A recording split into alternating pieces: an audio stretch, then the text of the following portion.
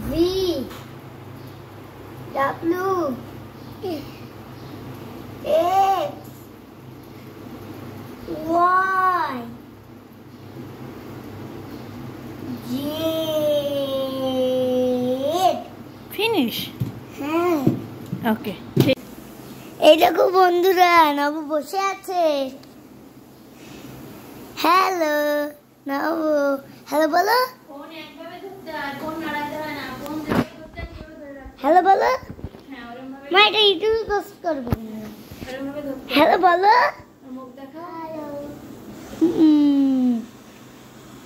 বন্ধুরা বলো।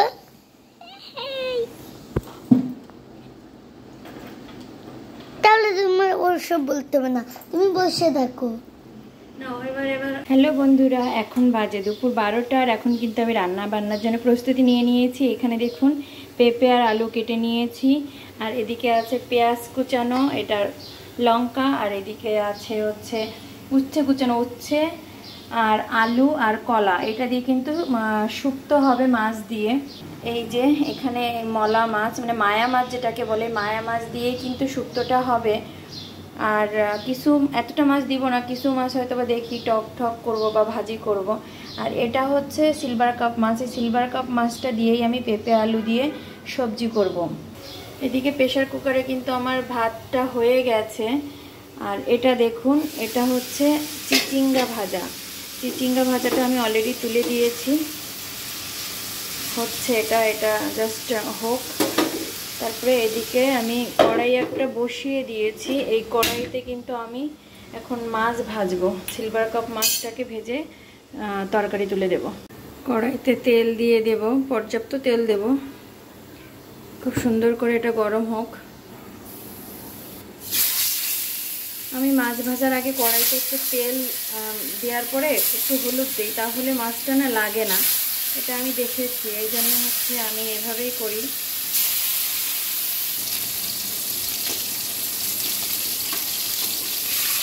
মাছটা এক পিঠ ভাজা হয়ে গেছে, এবার আমি এটাকে উল্টিয়ে দেবো সুন্দর করে।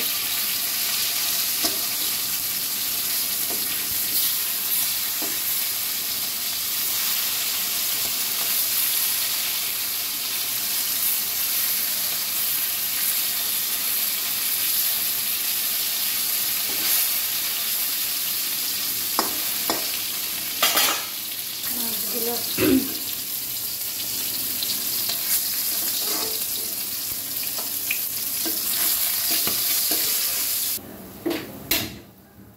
মাছ ভাজা হয়ে গেছে, ওই তেলেই কিন্তু আমি জিরা ফোড়ন দিয়েছি, আর দিয়েছি হচ্ছে পেঁয়াজ রসুন। ওটাকে ভাজতে দিয়ে আমি এদিকে আবার ওই চিচিঙ্গা ভাজাটাকে একটু নেড়ে চেড়ে দিচ্ছি। পেঁয়াজটা সুন্দর মতো ভাজা হয়ে গেলে আমি পেঁপে আর কেটে রাখা আলুগুলোকে দিয়ে সুন্দর করে কষিয়ে নেব। বেশ কিছু সময় এটাকে একটু ভাজা ভাজা করে নেব। তারপরে কিন্তু আমি এই যে হলুদ দিলাম, লবণ দিলাম, আর একটু দিব ধনিয়া গুঁড়া, যেটা আসলে স্কিপ হয়ে গেছে। ধনিয়া গুঁড়োটা দিয়েছি। এবার সামান্য একটু জল দিয়ে কিন্তু এগুলোকে সুন্দর করে কষিয়ে নেব বেশ কিছু সময় ধরে। ঝালটাকেও দিয়ে দিয়েছি। এই জলটা দিয়ে আমি বেশ কিছু সময় কষিয়ে নেব, যত সময় না জলটা শুকিয়ে যায়। আর এদিকে আমার চিচিঙ্গা ভাজিটা হয়ে গেছে, এটাকে আমি টেবিলে নিয়ে রেখে দিয়েছি। আর এই যে পেঁপে আলুটা কষানো হয়ে গেলে এটাকেও ঝোলের জন্য যতটুকুনি জল দরকার পুরোটাই দিয়েছি, দিয়ে কিন্তু এটাকে আমি ঢেকে দেব। আর এদিকে হচ্ছে কড়াইটা বসিয়ে দিয়ে আমি ছোটো মাছগুলোকে ভেজে নিচ্ছি। ছোটো মাছগুলোকে মানে দুপাশে রান্না করলে সুবিধাটা হয় কি, তাড়াতাড়ি হয়ে যায়। এপাশে পেঁপে তরকারি ঝোল দিয়েছি, আর এপাশে মাছটা ভাজছি। আর এই যে পেঁপে মাছটা তো আমি আগেই ভেজে রেখেছি।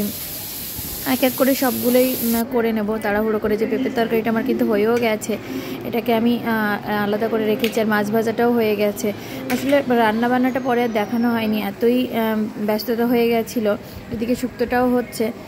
আর দেখুন এখন বিকালবেলা ছেলেকে পড়াতে নিয়ে এসেছিলাম, আর পড়ানো থেকে যেই বেরিয়েছি আকাশ দেখি পুরো অন্ধকার, মনে হচ্ছে যেন সন্ধ্যা নেমে এসেছে। আমরা আসলে বাসায় ঢুকতে পারিনি, ঢোকার আগেই কিন্তু বৃষ্টিতে ধরে ফেলেছে। দেখুন আমার ছেলে কিন্তু দাঁড়িয়ে আছে, ওই যে বৃষ্টিতে আমাদেরকে ধরে ফেলেছে।